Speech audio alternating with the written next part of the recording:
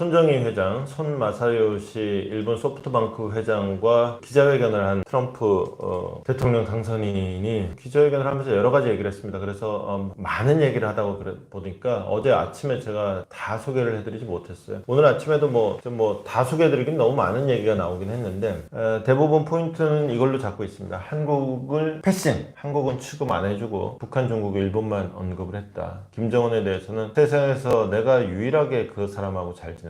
이런 건 보통 왕따하고 친하다는 건 자랑이 아닌데 하여튼 트럼프는 이렇게 얘기를 했고 시진핑 중국 국가주석에 대해서도 그 사람 대단한 사람이다. 그 사람 내 친구다 라고 얘기했고 제일 중요한 건 이시바 시게루 일본 총리에 대해서 한 거예요. 원래 취임 전에는 외국 정상 안 맞는다 그래서 우리 정부도 굉장히 공을 많이 들었었는데 그 말 한마디에 우리는 딱 내려놨죠. 이거는 텄나보다. 근데 일본은 내려놓지 않았어요.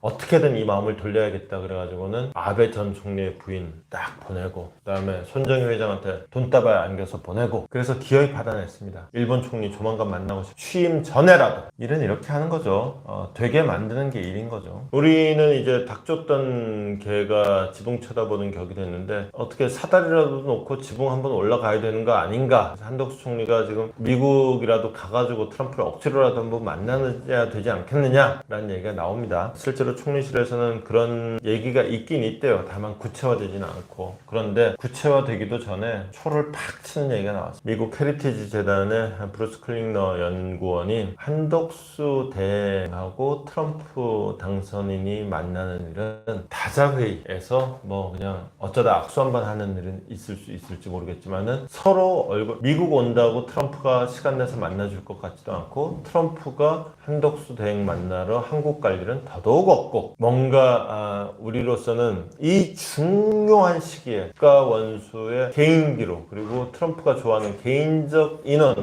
개인적 인연, 개인적 친분을 무기로 삼은 어떤 한미관계 돌파구 마련은 물 건너갔다. 여기에다가 더 진지한 얘기가 그 다음에 이어져. 자, 그러면 이제 한국 같은 경우는 이제 계엄 상황, 계엄이 아니라 탄핵 상황이고 그 다음에 대선은 치러질 텐데 지금 봐서는 진보 진영의 입권 가능성이 아무래도 높지 않겠나 싶은데 한국의 진보 진영은 동맹에 그러니까 미국에 좀 더 냉담하고 한반도 긴장 고조에 대해서 종종 북한보다도 미국을 비판하는 경향이 있다. 클리너 연구원의 얘기입니다. 사실에 부합하는 얘기죠. 트럼프 행정부가 이런 상황 되게 싫어할 거다. 그러면서 미국은 지금 중국이 제일 신경 쓰인다.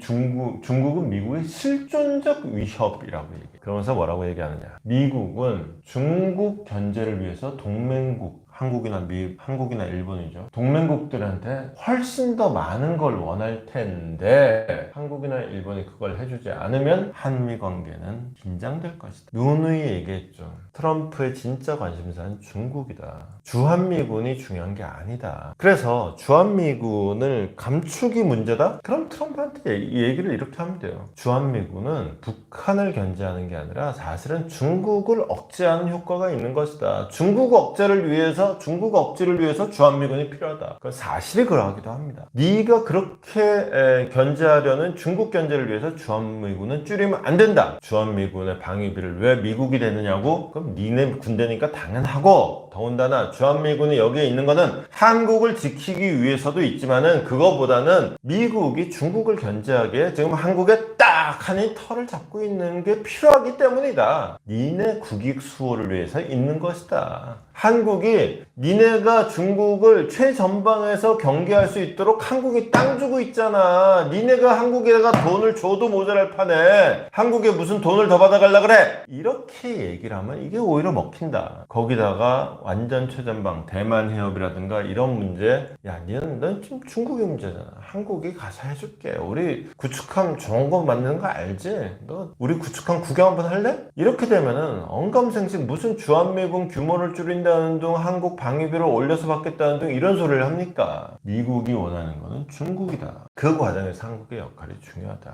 물론 클리너 연구원은 못을 박습니다. 제가 이 부분에 표시는 안 했는데 한국의 진보 진영, 그러니까 사실은 민주당을 지칭하는 거죠. 이 사람들은 미국보다 중국 좋아한다. 그리고 북한 좋아한다. 그래서 지금 앞으로 만약에 민주당 진보 진영이 집권한다 그러면 한미 관계 청신호는 딱 하나 있다. 트럼프는 이제 아마도 순서는 몰라도 김정은하고 직접 대화를 하려고 할 텐데 그러면은 한국의 진보 진영은 환영할 것이다. 박수 칠 것이다. 그거 말고는 앞으로 한미 관계는 그렇게 썩 좋을 일이 없다라는 관측입니다. 민주당이 이 내용을 좀 보셔야 될 겁니다. 자, 그러면은 트럼프하고 관계 어떻게 할 거냐? 트럼프는 결국은 개인적인 친분으로 풀어야 됩니다. 근데 심지어 참모들도 어지간한 참모들은 말빨도 안 통해요.